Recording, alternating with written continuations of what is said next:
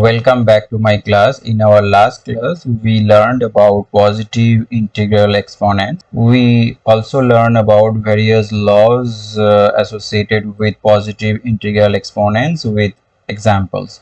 In today's class, we will get introduced with negative integral exponents, and in the following few classes, we will be learning about various laws related to negative integral exponents, and we will be solving various exercises related to that. So let's get started. In the last class, we saw that a to the power n or a raised to the power n means a multiplied by a multiplied by a, and this multiplication will be continued for n times. So a will be multiplied by itself n times.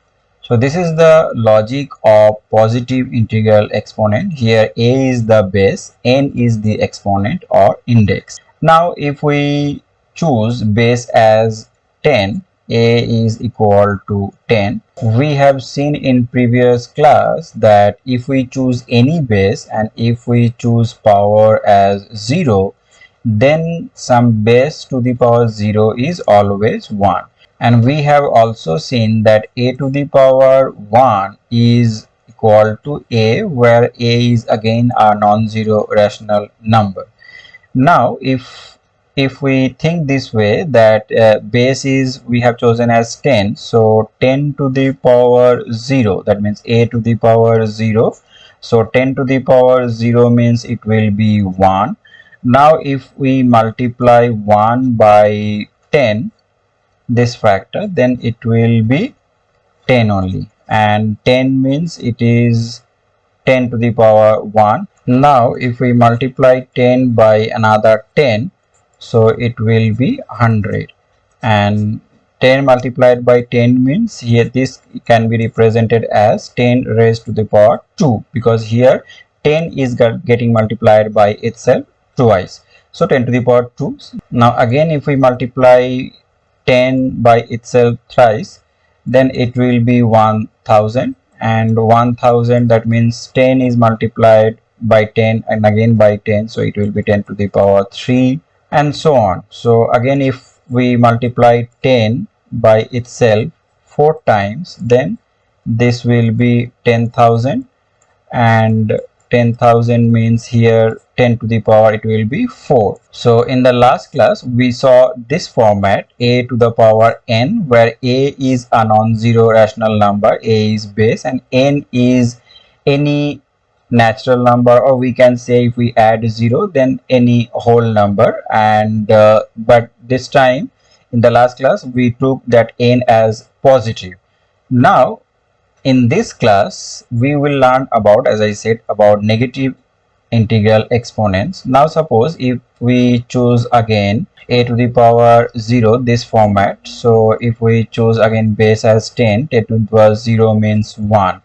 Now suppose if we divide 1 by another 10, so what it will be? It will be 0.1, we know, and this can be written as 1 means we can think this as 10 to the power 0, right?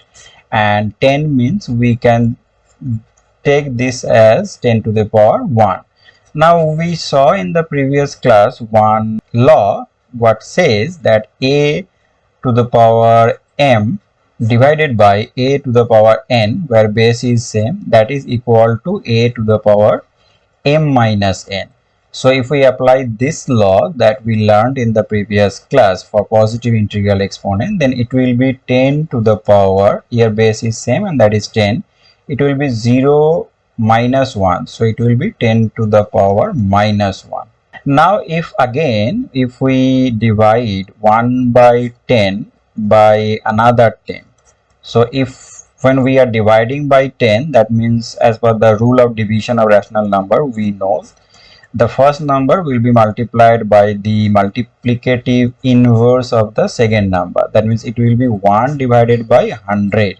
1 divided by 100 is 0.01, and we can again consider this way, or we can write this way. 1 means again 10 to the power 0, and 100 means 10 to the power 2.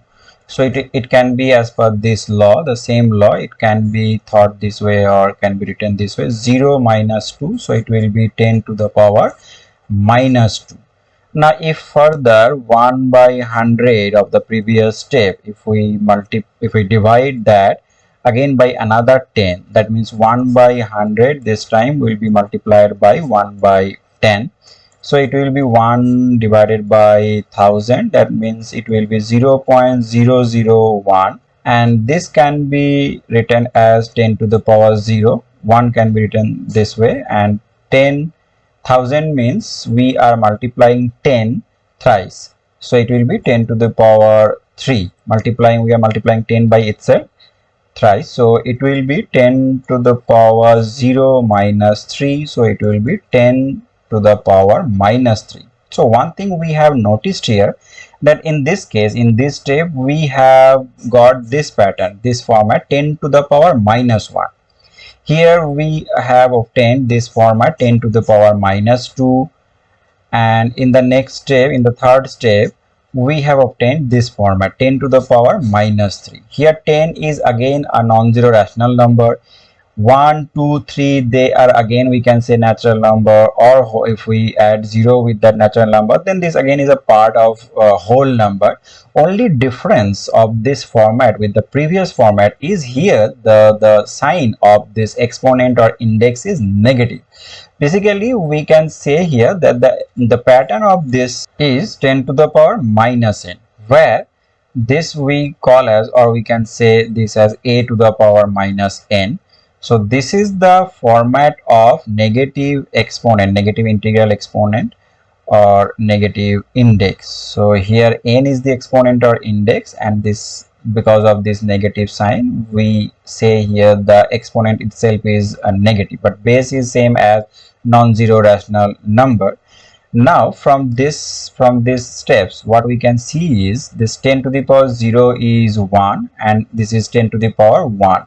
So here this can be written as 10 to the power 1 means 1, as we know, divided by 10 to the power 1, and that is same as 10 to the power minus 1. Now in the next step, what we saw was, it was 1 divided by 100, so it will be 1 divided by 100 means 10 square. So 1 divided by 10 square, and that is equal to 10 to the power minus 2. In this step, what we saw is 1 divided by 1000. So 1 is 1, and 1000 can be written as what we have seen here, 10 to the power 3, and that is equal to 10 to the power minus 3. That means we can conclude that a to the power minus n will be equal to 1 divided by a to the power n, right? Here 10 to the power minus 1 is equal to 1 by 10 to the power plus 1. 10 to the power minus 2, here it is 1 divided by 10 to the power plus 2. 10 to the power minus 3, here it is equal to 1 divided by 10 to the power plus 3. That means finally we can conclude that a to the power minus n is equal to 1 divided by a to the power n. That means we can conclude that the negative exponent or index of any base of any non-zero rational number will be equal to reciprocal of the positive exponent or index of the same non-zero rational number. So that is what the concept of negative exponent or negative integral exponent is. Now we will understand this with a few examples, and in the following classes we will be learning more about, or we will be solving more or various types of exercises based on negative integral exponent. Now as for example, if we take, we have a rational number 4 divided by 3, and we have a negative exponent as minus 2. So what will be the final value? So here it is 4 divided by 3 to the power minus n. What we have learned is a to the power minus n is equal to 1 divided by a to the power n. So here it can be written as 1 divided by 4 by 3 to the power plus 2. So it is minus 2 means minus n. So here it will be plus n. Now if we evaluate the denominator of this, then it will be as per this law, a divided by b to the power m that we have learned in the previous class. It is written as a to the power m divided by b to the power m.